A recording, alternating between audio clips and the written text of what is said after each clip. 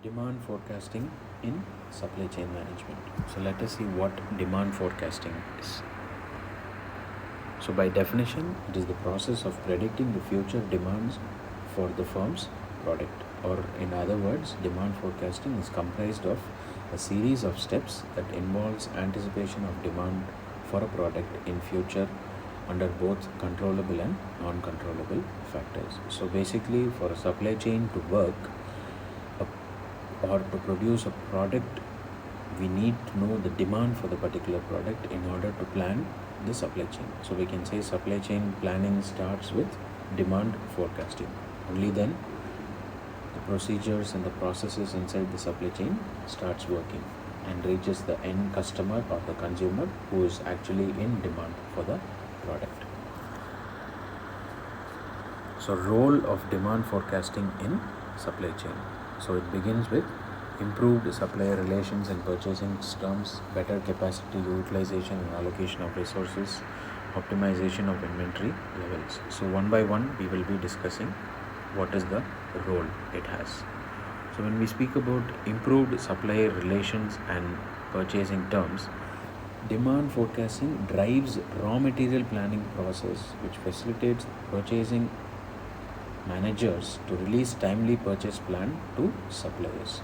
So basically, these purchasing managers, or who are called procurement managers, are the ones who are at the starting point of the supply chain, where they analyze or they get the demand for the particular product in the market. And in order to produce the product, we need raw materials. So based on this demand they get, they place the purchase for the raw materials. So visibility and transparency of raw material demand improves supplier relations and empowers purchasing managers to negotiate favorable terms for their companies. So when they know the actual demand for the raw materials, they are able to negotiate and work out a sale, because they are sure that the product will make the sale based on the forecasting which was done. So by this way, the relationship between the company and the suppliers who give the raw materials is maintained in a proper manner. Next is better capacity utilization and allocation of resources.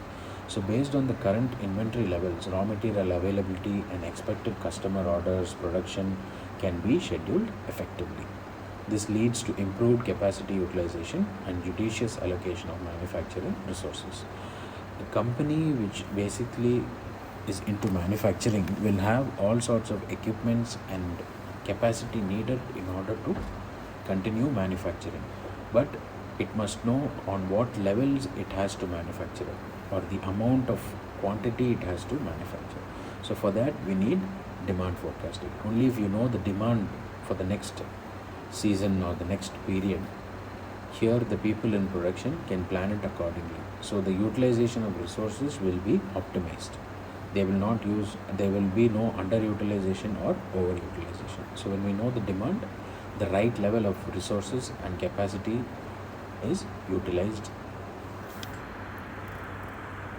Next is optimization of inventory level. So inventory levels is basically the stock of goods we hold before it moves to the next level in the supply chain. So a proper demand forecast provides vital information for driving the desired raw material, work in progress and finished goods inventory level. So here they are splitting the inventories into three kind of types: raw materials, work in progress and finished goods. So in supply chain, when raw materials come, they cannot be immediately sent for manufacturing, because a machine's capacity, based on its capacity, every day the planning takes place. So raw material is sourced, it is stored, so it becomes raw material inventory, and then it goes to work in progress, where it gets into manufacturing and it is transformed into a finished good. So those goods are stored in a particular area, a warehouse or a distribution center, and based on the demand, these products move in the supply chain. So when we know the demand and how much to be stored in the coming days or the coming months, so they can be stored in a particular area using demand forecasting.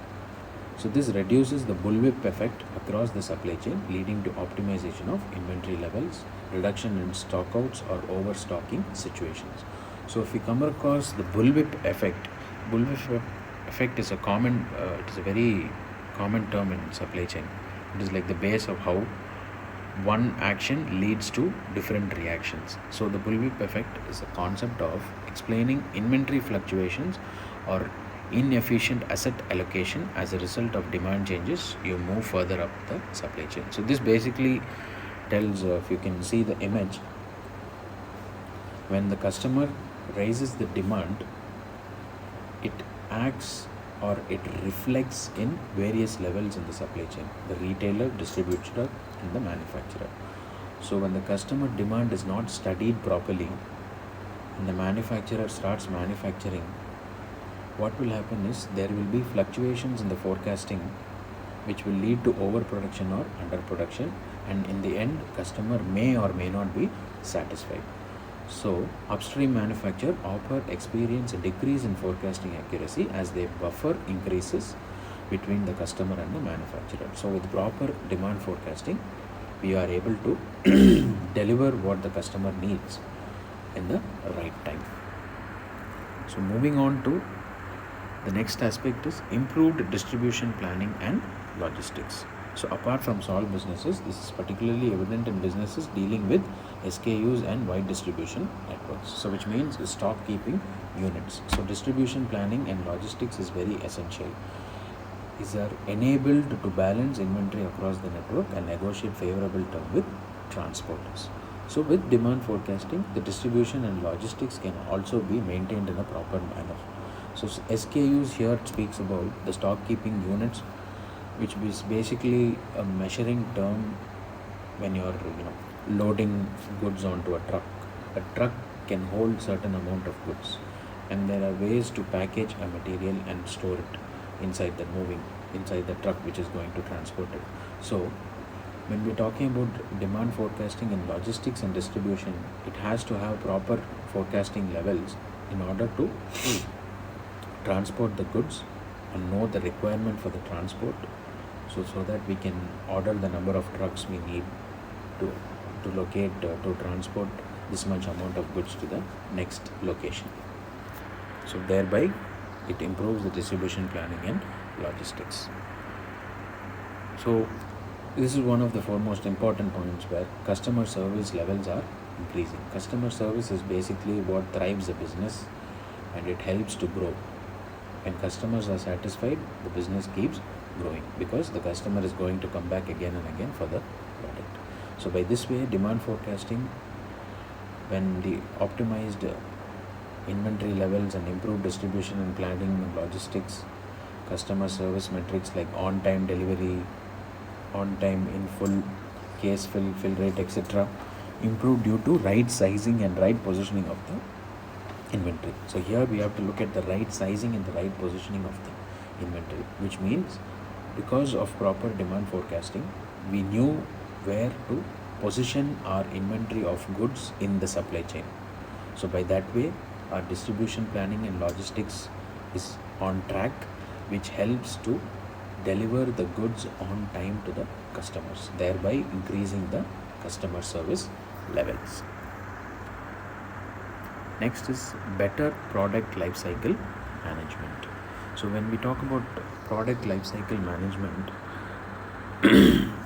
this drives synchronized raw material manufacturing, inventory planning to support new product launches, and most importantly, reducing the risk of obsolescence of discontinued products. So through demand forecasting, we can synchronize the raw material manufacturing and inventory planning to support new product launches in the company.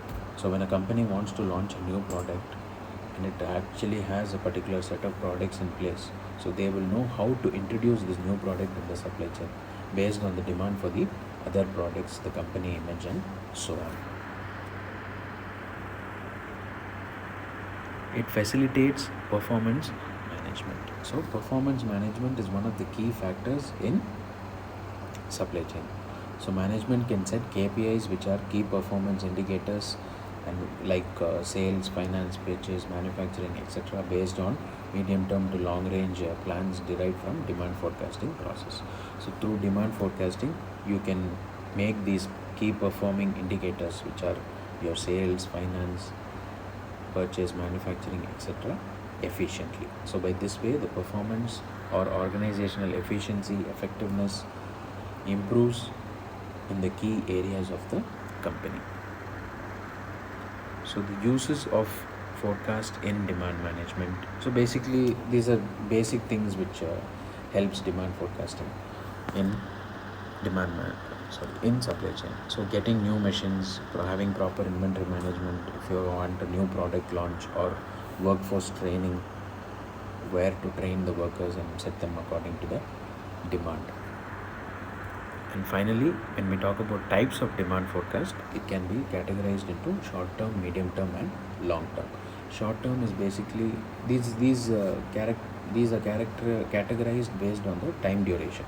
So short term is basically few weeks, medium term is a month to 7 or 8 months, and long term is basically 1 to 5 years. So in supply chain or logistics, short term forecasting focuses on inventory planning, workforce labor distribution, and daily production planning, and so on.